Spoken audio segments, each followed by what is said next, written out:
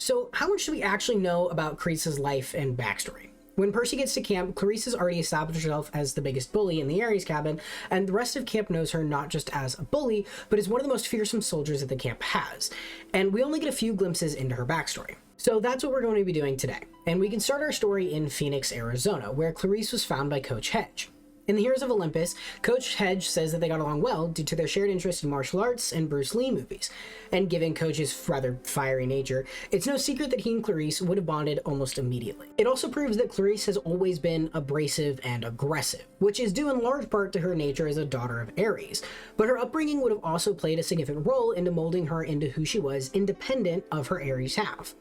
Clarisse's mother is never named, and unfortunately we don't know much about her, but we do know a bit about the type of women that Ares is attracted to. We know that his Roman counterpart Mars was attracted to Emily Zhang on the basis that she was a disciplined and talented soldier. It's important to mention that the Roman gods in general are more structured and disciplined than their Greek counterparts. So since Ares was the god of barbarism in addition to war, it's quite possible that Clarisse's mother wasn't necessarily a soldier. She would have likely had some sort of aggressive or physically intensive job, however, since we know that Ares values physical strength and domination. So the idea that she's a physical combat instructor or an athlete of some kind is highly likely. We can infer that these two clashing personalities made for an abrasive home life, and this is supported by the fact that Clarisse is a year-round camper, implying that she doesn't have a suitable place to go to in the off-season. We know that demigods historically have very difficult home lives, so the idea that Clarisse is no exception isn't exactly surprising. We do know that her mother is still alive and well. In the Battle of the Labyrinth, Clarisse explains that during the winter of the Titan's Curse, she was tasked with exploring the labyrinth in an attempt to map it, but this quest went horribly wrong. So wrong, in fact, that Clarisse refuses to ever step foot in the labyrinth again, which is totally fair. What she says, however, is that she found Chris Rodriguez down there after he was abandoned by Luke, and she was able to get him to her mother's place in Phoenix, Arizona in order to recover, which confirms that her mother is still alive and based in Phoenix. Clarisse then goes on to explain that the labyrinth entrance in Phoenix was demolished with a wrecking ball, but it just moved a few feet. Going back a little bit more into her history, we don't know exactly when Clarisse arrived at Camp Half-Blood. But since Annabeth is described as being the person who's been at camp the longest, we can presume that it was somewhere in the 5-year gap between when Annabeth arrived and when Percy arrived. And since Clarisse is already the camp counselor of the Ares cabin when Percy gets there, it's likely that she got to Camp Half-Blood within a year or two of Annabeth. What's particularly interesting is that we don't get a close look at how demigods travel quickly, since the first 3 books in the series showcase Percy and his friends spending days on end traveling across the United States. The Lightning Thief is an on-foot journey from New York to LA. The Sea of Monsters is an on-foot journey from New York down to Florida, and then into the Bermuda Triangle. And the Titan's Curse is, again, an on-foot journey from New York to California, if you don't count Pegasus flying. Which implies that Hedge and Clarisse made their way from Phoenix, Arizona to Long Island Sound the old-fashioned way. When she got to camp, she immediately made a name for herself as a bully and a brute, and we do know that she had the chance to meet Ares. It's stated that every winter, camp takes a field trip to Mount Olympus, but since Ares gifted Clarisse her first electric spear, we can infer that this interaction was likely very private and much more intense than simply seeing him in the Olympian throne room. The fact that he gave her the spear indicates that he trusted her potential, but Ares is a very harsh and demanding father, and this is likely where Clarisse developed her obsession with power. We did a whole video recently about Clarisse's fatal flaw, and how we believe it to be honor. And it's likely that this flaw stems from her first interaction with Ares, since this made her terrified of failure. From here, we believe she set out to become the strongest warrior in camp in order to live up to her father's expectations. And while Clarisse was likely already aggressive, we believe this meeting probably led to her being even more proactive in her hunt for respect. Since quests were blacklisted after Luke's attempt to retrieve the golden apples of the Hesperides, she had to turn her focus inward and conquer as much of camp as she could. She became a menace in the war games since she didn't have any other outlet to make her father proud, and when Percy got to camp, he began to stir these feelings even more intensely. Remember, Percy got the first quest in years, despite the fact that campers like Annabeth and Clarisse had been itching to prove themselves out in the real world. Yet here's this scrawny skater boy who gets a quest after being at camp for less than a week. On top of this, said scrawny skater boy not only humiliates her with the whole toilet fiasco, but he then goes on to beat her father in single combat, causing every Ares kid to hate Percy from that point on.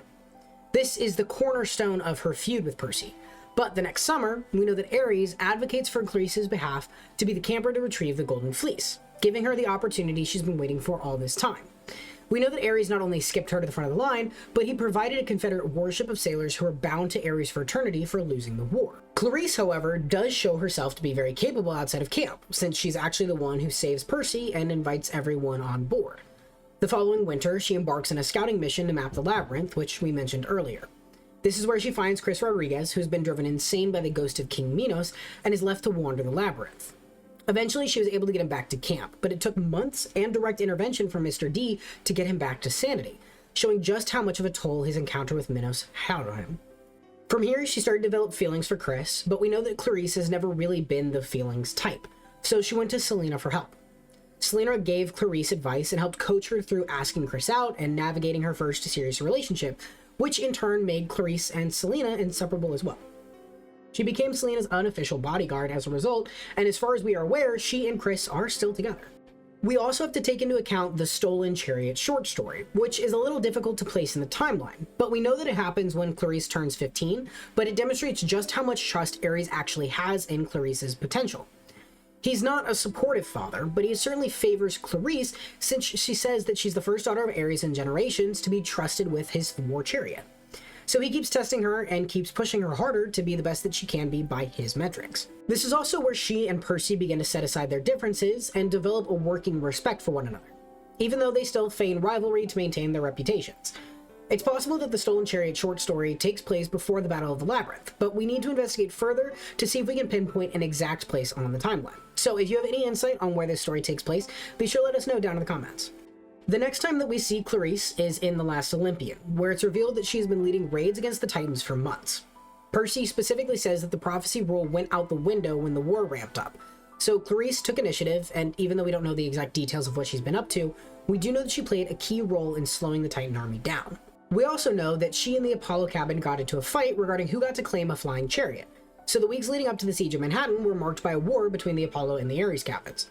This is also where we get into the limits of her fatal flaw, and discover where her sense of honor becomes too much, since it's like Athena says, a fatal flaw is a mark of strength in moderation, but when it's taken too far, that's when it becomes fatal. Again, we have a whole video that we recommend you check out on that front for a more in-depth analysis of her fatal flaw, but this is where we see her sense of honor begin to actively harm other campers. She sits the fight out and leaves the rest of camp to manage on their own, and it's only once Selena steals her armor and rallies the Ares cabin that she jumps back into the fight. This does unfortunately result in the death of Selena, but we get to see one more glimpse into Ares' favoritism when Clarisse slays the Draken and embraces the blessing of Ares. Percy says that she glows with a red haze, and just for a few minutes, she's as invincible as he is, which is implied to be a direct blessing by the god of war himself, despite the fact that he's currently busy fighting Typhon. Although we don't get to see much of her life afterwards, we do know that she stayed at camp for another year and was the head of the war effort against the Romans. When New Rome laid siege to Camp Half-Blood, Clarisse was the one who took the helm on coordinating defensive measures and making a plan to defend the camp.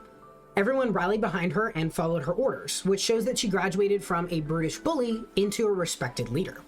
After the war with the Giants ended, however, she passed her responsibilities down to Sherman Yang and went to the University of Phoenix back home. As far as we know, she and Chris are doing well, and Clarisse is attending college while trying to navigate the real world as well as she can, though exactly what she is studying is unclear.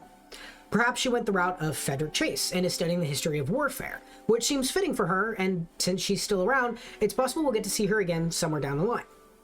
Personally, I think it'd be funny if she was studying The Art of War by Sun Tzu.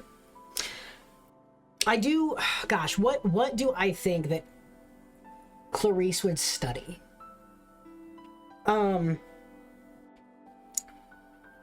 I don't know, but if she had any intention in going into active military service, which I don't necessarily agree with, but a lot of times for military service, if you have a bachelor's degree, you're often put straight in as an officer, versus going in, doing the legwork and building your way up as somebody who goes in like straight out of high school or without a college degree or something like that.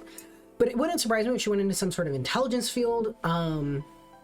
She is very much a up-in-your-face kind of fighter versus stealthy, wanting to do more like spy type work, which I feel like would be more intelligence. But she does have that like bodyguard vibe. Could see her trying to like get into law enforcement, like FBI.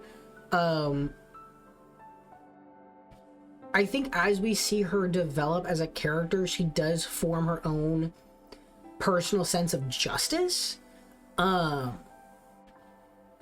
law enforcement wouldn't surprise me. Could for sure see her going like Secret Service route.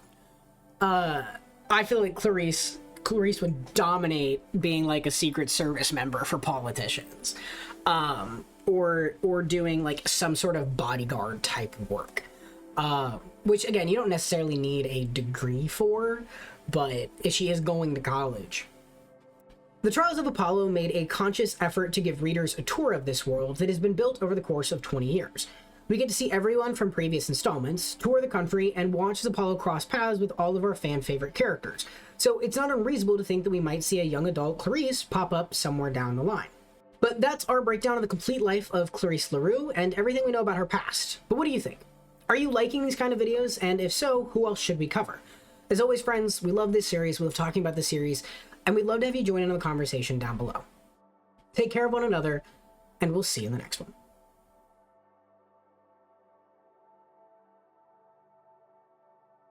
Fun fact for, I don't know if you want to put this in the video or not, but for me, James, her name is Clarisse LaRue. I always read it as Clarissa Rue, because I can't read. And to this day, I still struggle to actually say Clarisse and not Clarissa. The funny thing is how I figured out I was wrong was by watching the movies.